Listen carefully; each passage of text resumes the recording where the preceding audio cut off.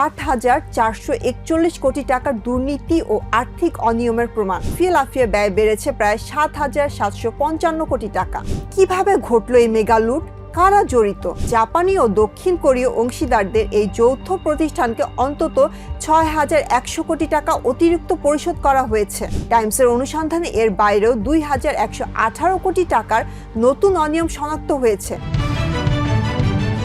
বাংলাদেশের ইতিহাসের সবচেয়ে ব্যয়বহুল অবকাঠামো প্রকল্পগুলোর একটি হযরত শাহজালাল আন্তর্জাতিক বিমানবন্দরের তৃতীয় টার্মিনাল। এটি হওয়ার কথা ছিল দেশের আকাশপথের নতুন মুখ, অথচ এই প্রকল্পটি পরিণত হয়েছে দেশের অন্যতম বড় আর্থিক কেলেঙ্কারিতে। টাইমস অফ বাংলাদেশের কয়েক মাসের অনুসন্ধানে উঠে এসেছে ভয়াবহ এক চিত্র।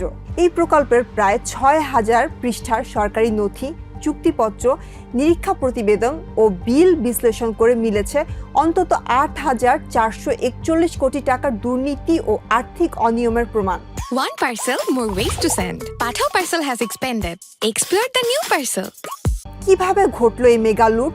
কারা জড়িত? আর শেষ পর্যন্ত এই অর্থের বোঝা কে বহন করবে? চলুন পুরো বিষয়টি জেনে নেওয়া যাক।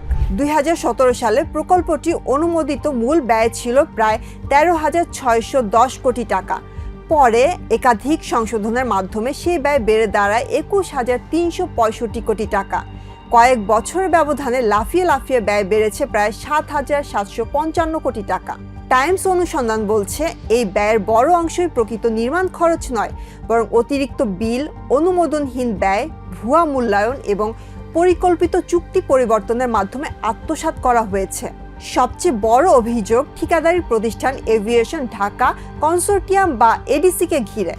অনুসন্ধান অনুযায়ী জাপানি ও দক্ষিণ কোরীয় অংশীদারদের এই যৌথ প্রতিষ্ঠানকে অন্তত 6,100 কোটি টাকা অতিরিক্ত পরিশোধ করা হয়েছে। শুধু তাই নয়, রাষ্ট্রীয় সংস্থা বেবিচক অতিরিক্ত অর্থ ছাড়ের সহায়তা করেছে এবং বিভিন্ন দেশীয় পক্ষের সাথে মিলে আরও 2,000 কোটির বেশি অর্থ আত্মসাতের সুযোগ তৈরি করেছে। সরকারি নিরীক্ষাতেই 6,323 কোটি টাকার অনিয়ম ধরা পড়েছে। টাইমসের অনুসন্ধানে এর বাইরেও 2,118 কোটি টাকার নতুন অনিয়ম শনাক্ত হয়েছে। কিন্তু প্রশ্ন হলো, এত বড় অঙ্কের অর্থ কিভাবে বেরিয়ে গেল? নথি বলছে প্রকল্পের 673টি ভেরিয়েশন অর্ডার, অর্থাৎ বারবার চুক্তি পরিবর্তনের মাধ্যমে অতিরিক্ত কাজ দেখিয়ে হাজার হাজার কোটি টাকার নতুন বিল অনুমোদন করা হয়েছে। অনেক ক্ষেত্রে সরকারি ক্রয়বিধি অনুযায়ী প্রয়োজনীয় অনুমোদনই নেওয়া হয়নি। পরে প্রকল্প সংশোধনের মাধ্যমে সেই ব্যয়কে বৈধতা দেওয়া হয়েছে। অনুসন্ধানে আরও উঠে এসেছে একটি উদ্বেগজনক বিষয়।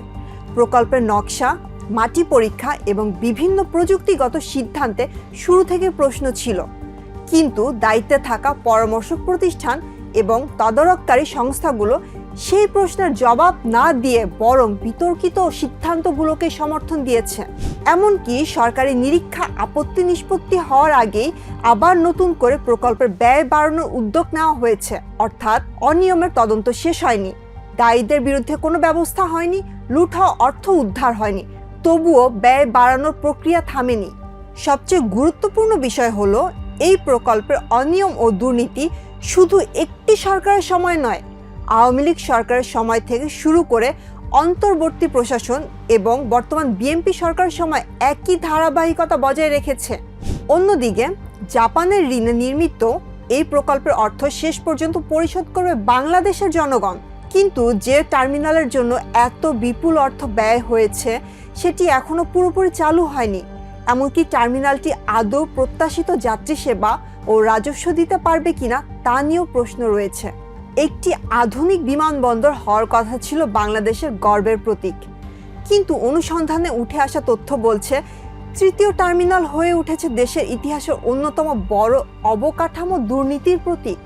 এখন প্রশ্ন একটাই, এই বিষয়ে নিরপেক্ষ তদন্ত কি হবে? দায়ীদের কি জবাবদিহির আওতায় আনা হবে, নাকি হাজার হাজার কোটি টাকার এই হিসাবও শেষ পর্যন্ত অন্ধকারই থেকে যাবে?